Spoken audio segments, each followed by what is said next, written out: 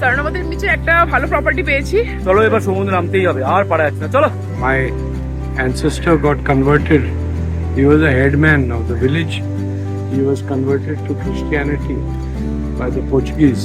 There was a big difference between English rule of India and Portuguese rule of Goa. Ram নই, রহিম নই, সনাতনী আমি, তোর স্বপ্ন চিরকাল ঈশ্বর প্রাপ্তির ছোঁয়া।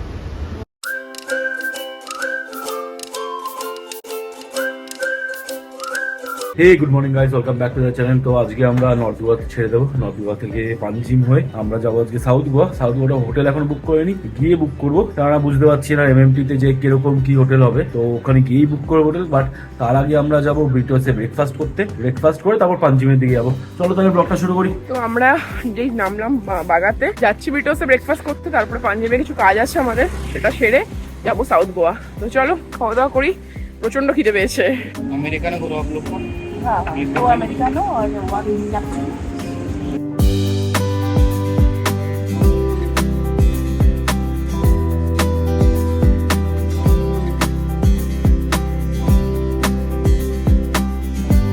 ব্রেকফাস্ট চলে এসছে, ব্রিটোজের স্পেশাল প্ল্যাটার নাকি প্ল্যাটার, ব্রেকফাস্ট প্ল্যাটার, স্যান্ডউইচ আর পই।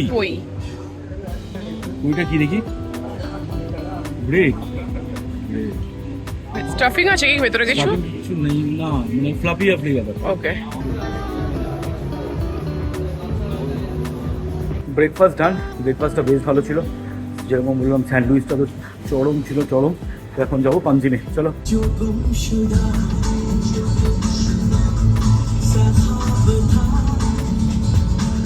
আমরা এই পাঞ্জিমে এলাম, আমাদের একটু অ্যাপেলের সার্ভিস সেন্টারে যেতে হবে। আমাদের ম্যাকবুকটা খারাপ হয়েছে, কোনো ভিডিও আপলোড করতে পারছি না, এডিট করতে পারছি না। অ্যাকচুয়ালি ম্যাকবুকটা স্টার্ট হচ্ছে না, তো কালকে অ্যাপয়েন্টমেন্ট নিয়েছিলাম, আজকে 12টার সময় অ্যাপয়েন্টমেন্ট আছে এখানে। তো যাই দেখি কি বলে, এটা ঠিক করাতেই হবে। তারপর যাবো আমরা সাউথ গোয়া। কোথায় গো? 15, এই যে আমাদের এখানে কাজ হয়ে গেছে। এটা এখানে হবে না, টাইম লাগবে, 3-4 দিন টাইম লাগবে। তো আমরা তো 3-4 দিন গোয়াতে থাকবো না, তো কলকাতা গিয়ে দেখাবো। চলো এখন যাবো কোলবা বিচে, ওখানে গিয়ে হোটেল খুঁজবো। সমুদ্রের ধারে কোনো একটা হোটেল নেওয়ার ইচ্ছা আছে, দেখছি।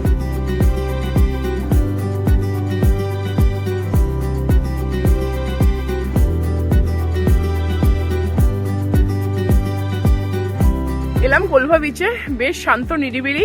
এখন আমরা খুঁজবো হলো ফার্স্টে হোটেল, কারণ আমরা হোটেল বুক করে আসিনি, একদম সমুদ্রের আশেপাশে নেওয়ার ইচ্ছা আছে। দেখি হোটেলটা খুঁজি। এখানটায় ভালোই ভিড় আছে, মোটামুটি অনেকই অ্যাক্টিভিটি হচ্ছে এখানে দেখলাম। তো এবার একটু হোটেল খুঁজি, হোটেল খুঁজে একটু চেক ইন করে একটু রেস্ট নিয়ে বা রেস্ট না নিয়ে নেমে পড়বো সমুদ্রে। তো আমরা কোলভা বিচের অনেকগুলো প্রপার্টি খুঁজলাম, ঠিক একটা মনের মতো হলো না, ফাঁকা ফাঁকা, মানে ভালো লাগলো না, ব্যাপারটা হ্যাপেনিং ছিল না। তো তারপরে আমরা ওখান থেকে কোলভা থেকে এক পাশে আসলাম স্বর্ণাবতিম বিচে। স্বর্ণাবতিম বিচে একটা ভালো প্রপার্টি পেয়েছি, নাম ফুটারোস। তোমাদের সাথে পুরো শেয়ার করছি প্রপার্টিটা, বেশ ভালো লাগলো। তোমরা থাইল্যান্ডের ব্লগে দেখেছিলে কলিপেতে আমরা যে প্রপার্টিটাতে ছিলাম, মোর লাইক সেম, মানে একদম সামনে সি বিচ, তোমরা দেখতে পাচ্ছ। আমাদের রুমগুলো কোনটা গো? পাশাপাশি দুটো রুম দিয়েছে না? এখন আর ওয়েট হচ্ছে না, তাড়াতাড়ি একটু মাছ ভাজা কিছু একটা বলি, তারপর যাবো সমুদ্রে। এক রাভা फ्राई कर देना इसका, किंगफिश का मसाला रवा करवा दे। हाँ, और इसे की नेबे कालामारी, মানে যেটা স্কুইডটা। यहाँ का गौन मसाला है ना, जो है प्रसाद मसाला, बट वो तो बहुत तीखा होगा ना? तीखा नहीं होता, वो स्वीट एंड रो। এই যে এটা হলো আমাদের রুম ঠিকঠাকই আছে না? বড় স্পেসিয়াস আছে, আলো ভালো আছে। वैसे डिलीवरी चाहिए तो तुम्हें दे देगा। ঠিক আছে, मांगता है तो बोल देंगे। হ্যাঁ। এইটা ওয়াশরুমটা দেখেছো? ওয়াশরুমটা একটু ছোট, একটু ঠিক আছে, বাট না অনেক, হ্যাঁ রুমটা অনেক বড়, একদম বিচের পাশে, আর কি চাই। এই যে আমাদের আজকের অ্যারেঞ্জমেন্ট এখানে হবে, আর ওই পাশে হলো বিচ, এখানে স্নান করতে যাবো আমরা একটু পরেই। সবার ফটো তোলা চলছে, শর্মিলি ওখানে দাঁড়িয়ে আছে, অন্যবার পায়েল ওখানে ফটো তুলছে। আমরা এখন আমাদের প্রোগ্রাম চালু করব। আমাদের ফিশ কালামারি চলে এসেছে, যেটা স্কুইড, মানে অক্টোপাসের বাচ্চা না, অক্টোপাসের বাচ্চা। এটা হলো আলু ভাজা, আর এটা হলো কিংফিশ রাভা ফ্রাই। আমাদের রাভা ফ্রাই প্রনস চলে এসেছে, টাইম টু হ্যাভ ওয়ান। গোয়ায় এসছি প্রায় 3-4 দিন হলো, এখনো সমুদ্রে নামিনি। চলো এবার সমুদ্রে নামতেই হবে, আর পারা যাচ্ছে না। চলো নামি সমুদ্রে, নাকি কি বলিস? আমার তো ভাই সাউথ গোয়া এসে সমুদ্রটা বেশ ভালো লাগলো, ফাঁকা পুরো। আমরা কলিতে গেছিলাম ওরকমই ফিল দিচ্ছে। হ্যাঁ, একটু ফরেন বলে একটু চা চকচকে ব্যাপারটা ওখানে বেশি ছিল, বাট এটাও কোনো কম না। চরম মানে চরম, সত্যি চরম। না শহরে তাই তো আইলাম সাগরে, তাই তো আইলাম সাগরে, তাই তো আইলাম সাগরে।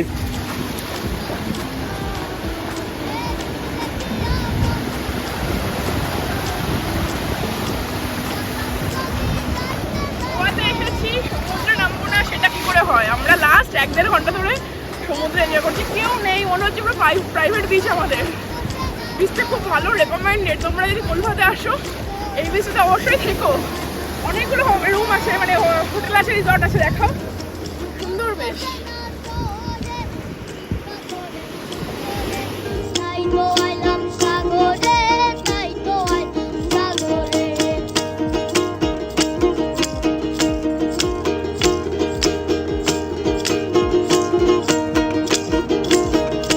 স্বপ্ন দিয়ে তৈরি তুই, স্মৃতির চোখে দেখা, বৃষ্টি মাখা আলপনায় তুই স্মৃতি লেখা। রাম নই, রহিম নই, সনাতনী আমি, তোর স্বপ্ন চিরকাল ঈশ্বর প্রাপ্তির ছোঁয়া।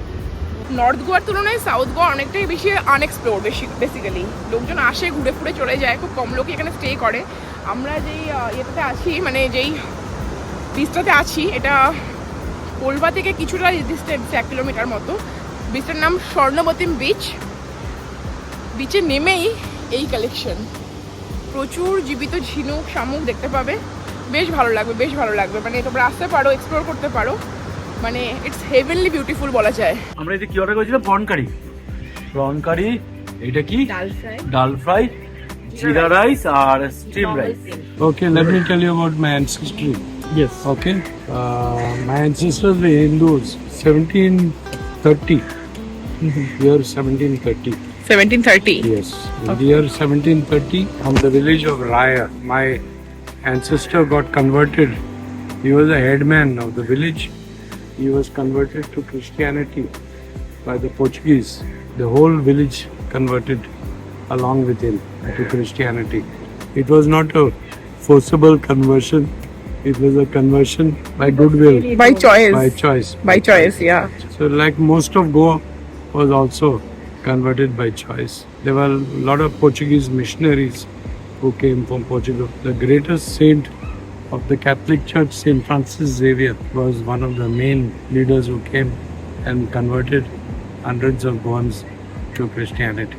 But we have been living in peace between all communities for hundreds of years. Okay. Hindus, Muslims, Christians.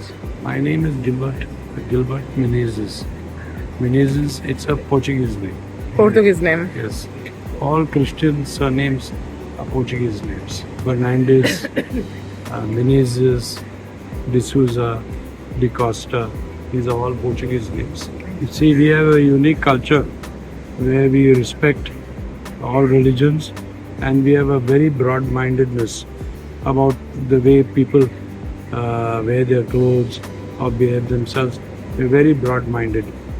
This was very evident from the fact in the 1960s and 70s itself, when a lot of foreign tourists used to come to Goa in those times, in the 1970s especially, and they found that people never used to stare at them or pass comments about them. Goans were very broad-minded, unlike the rest of India, where a girl wears some clothes of a particular type, people will stare or pass comments or pass some rude comments. This is the reason why Goa is very popular. Women are respected. Women, Yes, absolutely. Women are respected very much. They Very are much. not And do women, anything. Even the women have, working class woman yes, is respected. and women have always been on an equal footing with men. We have a uniform civil code imposed by the Portuguese for 100 years, and Inheritance is equal. inheritance also. If a father dies, then the wife automatically inherits half of the share of the house and the children, the remaining half is split among them. There was a big difference between English rule of India and Portuguese rule of Goa. English were very much harsher in their rule of India, which resulted in the freedom struggle for many decades in the rest of India. But there was not much of a freedom struggle in Goa until the Portuguese left in 1961. I worked in the whole of the country. I served in the Indian Armed Forces for 30 years. I was in the submarine arm of the Indian Navy, which is a very risky life, which I had for 30 years. এই যে uncle aunty এখানে বসেছিলেন দেখলে, তো এরা না এখানকারই, মানে গোয়া থেকেই, এনাদের পূর্বপুরুষরা 400 বছর ধরে গোয়াতে আছে। উনি অল ওভার ইন্ডিয়া জুড়ে চাকরি করেছেন, তো 20 বছর আগে রিটায়ার হয়েছে। এখন রোজ ইভিনিং ওয়াক করতে গোয়াতে আসে। উনি বললো যে এই বিচগুলো মানে কোলভা, তারপরে আমাদের যে স্বর্ণাবতিম বিচ, এই বিচগুলো নাকি 20 বছর আগে ফাঁকা ছিল, কেউ আসতো না।